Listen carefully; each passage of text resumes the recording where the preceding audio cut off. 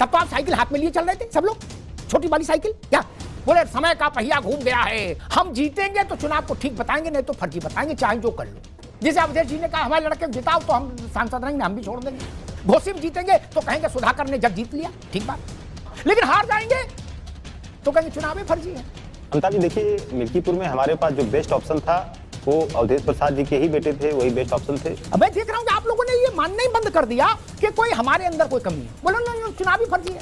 8वें की मार्कशीट में 20 साल बाद नंबर बढ़ा लोगे क्या? नहीं ना भैया, न शर्तें ना लगाओ, ये ना कहो शर्तें लागू। कोई माई का लाल अयोध्या नहीं जीत सकता, कोई अयोध्या को चौसर पे लगा सकता है।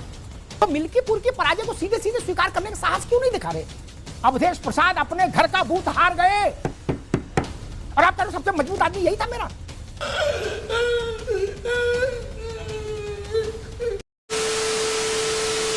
हेलो दोस्तों, स्वागत है आप सभी का आपके अपने YouTube channel the debate centre में।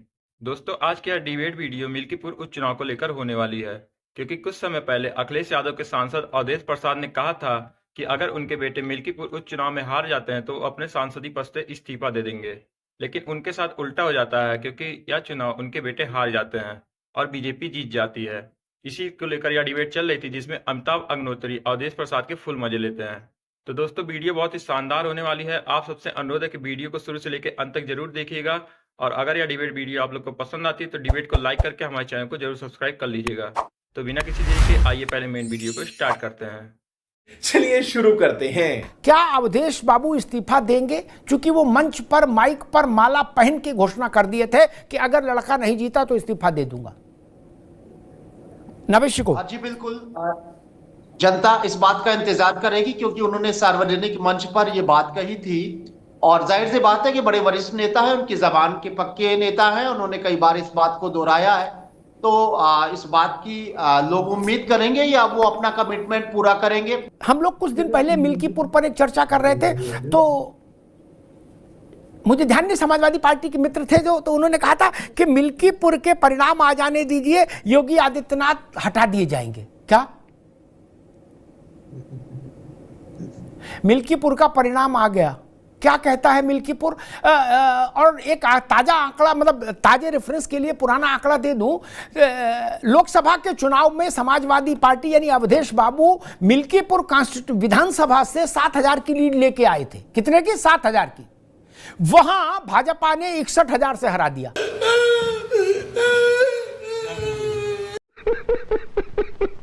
जब अवधेश जी चुनाव लड़ रहे थे लोकसभा का, तो वहां एक नारा गढ़ा गया, अशोक भाई आपको स्मरण होगा, अयोध्या ना काशी, यहां चलेगा पासी। क्या ये नारा लेके आए थे अवधेश बाबू और जीत भी गए थे। तो उसको प्रचार कर दिया गया कि अयोध्या को हरा दिया। एक प्रचार अयोध्या को हरा दिया, दूसरा प्रचार हुआ जो थोड़े समझदार लोग थे, जो बिल्कुल उत्पाती थे, उन्होंने कहा अयोध्या को हरा दिया। जो समझदार थे थोड़े, उन्होंने कहा अयोध्या में भाजपा को हरा दिया। अब जैसे इसका लोकसभा में समीक्षा हुई, नैरेटिव गढ़ा गया, वैसे अब मिल्कीपुर की फिर नैरेटिव तो वैसे ही उसी चाल आधार पर होगा। क्योंकि इतनी समझदारी तो किसी ने दिखाई नहीं कि कोई माई का लाल अयोध्या नहीं जीत सकता, कोई अयोध्या को चौसर पे लगा सकता है। जो आपका पोस्टर बॉय है, विवाद बॉय है, अखिलेश जी के हैं अवधेश भाई, अवधेश जी, उनको इस्तीफा देना पड़ सकता है, क्योंकि उन्होंने ऐलान किया था ऐसा, और नहीं देंगे तो वचन जाएगा, इधर कुआं उधर खाई। बात तो सही है। मिल्कीपुर में देखिए अमिताभ जी, जो आपने बहुत सारी बातें की, full fledge election, bypoll election में कैसे होता, मुझे याद आ गया रामायण का वो चरित्र चित्रण, जो बाली और सुग्रीव का जो किष्किंधा पहाड़ पे जो लड़ाई हो रही थी। तो बाली को वरदान था ना कि जो उसके सामने आएगा तो उसका अशोक भाई इसमें आ सिर्फ 30 सेकंड लूंगा, फिर आपको पूरा अवसर है। ये थ्योरी आज नहीं चलेगी। ये थ्योरी मैं विनम्रता के साथ अस्वीकार करता हूं। इसी में आपने घोसी जीता, इसी सिस्टम में, इसी में आपने गोरखपुर और फूलपुर जीता। तब तो आप साइकिल हाथ में लिए चल रहे थे सब लोग, छोटी वाली साइकिल। क्या बोले, समय का पहिया घूम गया है, साइकिल चल गई है, नहीं कहा था? वो बाई इलेक्शन नहीं था, वो फुल फ्लेज इलेक्शन था मित्र, नहीं ना। कहा था ना, माला पहनी थी ना, तो मिल्कीपुर की पराजय को सीधे सीधे स्वीकार करने का साहस क्यों नहीं दिखा रहे? आपने गोरखपुर में अपनी जीत का सेहरा लिया था, फूलपुर में लिया था ना। तो जब लिया था, घोसी में लिया था, आपने मेरे साथ 100 बहस में कहा होगा, अमिताभ जी घोसी में पूरी सरकार पड़ी रही, 2-2 डिप्टी चीफ मिनिस्टर और राजभर, और क्या हुआ? हाँ, सच बात थी। तो आज मिल्कीपुर पे मान लेना चाहिए, क्या समस्या है? काहे लड़ाई लड़े? नहीं,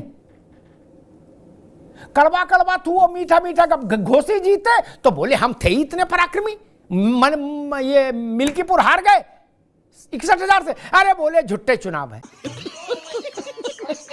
समाजवादी पार्टी इस देश में अनंत काल तक किसी भी चुनाव को सही नहीं मानेगी जिसमें वो ना जीते। एक लाइन क्लियर हो गई, हम जीतेंगे तो चुनाव को ठीक बताएंगे, नहीं तो फर्जी बताएंगे, चाहे जो कर लो। कर लो, क्या कर लोगे? बोलने से रोक दोगे? हम बोलेंगे फर्जी है चुनाव, नहीं तो हमें जिताओ। जैसे अवधेश जी ने कहा हमारे लड़के को जिताओ तो हम सांसद रहेंगे, हम भी छोड़ देंगे।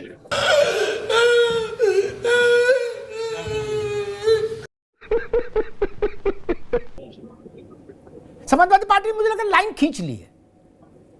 गोरखपुर में हम जीतेंगे तो हम कहेंगे चुनाव असली है, फूलपुर में जीतेंगे तो असली है, घोसी में जीतेंगे तो कहेंगे सुधाकर ने जग जीत लिया, ठीक बात। लेकिन हार जाएंगे तो कहेंगे चुनाव में फर्जी है। लोग योगी आदित्यनाथ की विदाई की तारीख पहले बताए थे कि 4 जून है लोकसभा चुनाव के परिणाम। फिर कुछ घटनाएं घटी, उनसे उम्मीद बंधी। फिर मिल्कीपुर से उम्मीद थी कि मिल्कीपुर का परिणाम आएगा तो अब की तो बिल्कुल फाइनल हो जाएगा। मिल्कीपुर 61,000 से जीत गए। समाजवादी पार्टी यहां 7,000 की लीड लेकर आई थी लोकसभा में, इस विधानसभा क्षेत्र में। भाजपा ने 61,000 से ज्यादा से जीत दर्ज करा दी। अब क्या आपको अब सेकंड थॉट के तहत ऐसा लग रहा है, क्या पार्टी को ऐसी कोई फीलिंग आ रही है कि अगर अवधेश प्रसाद के लड़के को टिकट नहीं देते, भाई पिता सांसद था ही, तो कि लड़का भी उसी इलाके में विधायक बन जाए, इसकी क्या जरूरत है? अमिताभ जी देखिए, मिल्कीपुर में हमारे पास जो बेस्ट ऑप्शन था वो अवधेश प्रसाद जी के ही बेटे थे, वही बेस्ट ऑप्शन थे। इसके अलावा पार्टी को जो बेहतर से बेहतर प्रदर्शन करना था, पार्टी ने बेहतर से बेहतर प्रदर्शन किया। मामला क्या था? फुल फ्लेज चुनाव। फुल फ्लेज चुनाव में यही होता है कि बेईमानी नहीं हो पाती। उपचुनाव में बेईमानी होती है, गुंडागर्दी होती है, दादागिरी होती है, जिसके वजह से जो फेयर इलेक्शन का रिजल्ट आना चाहिए वो नहीं आता है। हम लोग अपनी हार की समीक्षा करेंगे, ऐसा नहीं है। जो आपने सुझाव दिया है उस सुझाव के तहत हम लोग अपनी हार की समीक्षा करेंगे। काहे की समीक्षा होगी? अवधेश प्रसाद अपने घर का बूथ हार गए और आप कह रहे हो सबसे मजबूत आदमी यही था मेरा।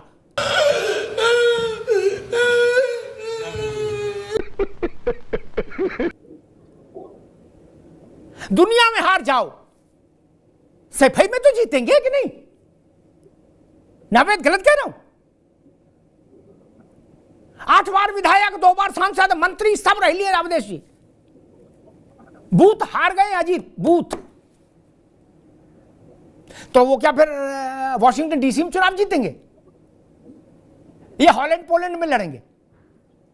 अरे घरे में हार गए भैया। यही नहीं, अभी और सुनिए। आप लोगों ने ये मानना ही बंद कर दिया कि कोई हमारे अंदर कोई कमी है। बोलो ना, चुनाव ही फर्जी है। अशोक जी ने कहा कि उपचुनाव में धांधली गुंडागर्दी हो जाती है। मैं उनकी बात को सही मान लेता। अगर वो आज भी ये कह देंगे तो मैं उनकी बात को सही मान लूंगा कि गोरखपुर और फूलपुर और घोसी की जीत फर्जी थी, हमारी गुंडागर्दी से हमने हासिल की थी। अगर आप आज ये मान लोगे तो मैं मान लूंगा मिल्कीपुर।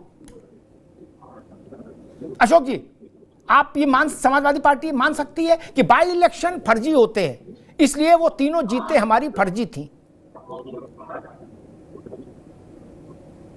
जी अमिताभ जी देखिए, जो आपने कहा गोरखपुर, फूलपुर, घोसी, ये अगर प्रशासनिक गुंडागर्दी नहीं होती अमिताभ जी, तो हम लिख के दे रहे हैं कि ये चुनाव हम लोग जितने मार्जिन से जीते उसके डबल मार्जिन से चुनाव जीते होते। अब ये डबल मार्जिन से चुनाव है जीते। गजब बेइज्जती है। अशोक जी, पूरे सम्मान के साथ निवेदन करूंगा, तब गुंडई का, वोट लूटने का, बंदूक का, दरोगा का कोई आरोप समाजवादी पार्टी ने नहीं लगाया था, नावेद नहीं लगाया था ना, तो आज उसमें आरोप नहीं घुसा सकते भैया। उस वक्त चुनाव पर आपने कोई सवाल नहीं उठाया था, आज उसमें ना घुसाओ महाराज, ऐसा नहीं करो। 8वें की मार्कशीट में 20 साल बाद नंबर बढ़ा लोगे क्या? नहीं ना। ईश्वर करे आपको सफलता मिले 27 के चुनाव में। मेरी सबके साथ शुभकामनाएं हैं। कबीरा खड़ा बाजार में सबकी मांगे खैर। लेकिन अगर 1% मान लीजिए नहीं मिली सफलता क्या, तो उस चुनाव को जेन्युइन माना जाएगा या फर्जी घोषित करके ट्वीट किया जाएगा कि झूठा चुनाव है? असली चुनाव 2024 लोकसभा हुआ था केवल, उसके बाद सारे चुनाव फर्जी हैं, क्या ऐसा कहा जाएगा?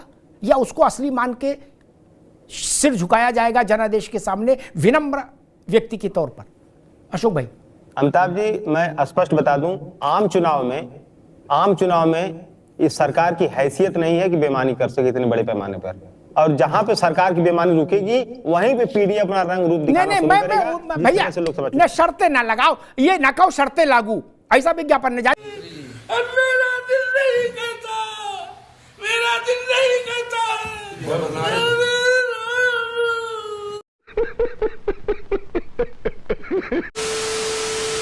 दोस्तों, वीडियो में अंत तक बने रहने के लिए आप लोगों का धन्यवाद। उम्मीद करता हूं वीडियो आप लोग को जरूर पसंद आई होगी। अगर वीडियो आप लोग को पसंद आती है तो वीडियो को लाइक करके हमारे चैनल को जरूर सब्सक्राइब कर लीजिए, और डिबेट के बारे में आपका जो भी कहना है हमें कमेंट बॉक्स में जरूर बताइए।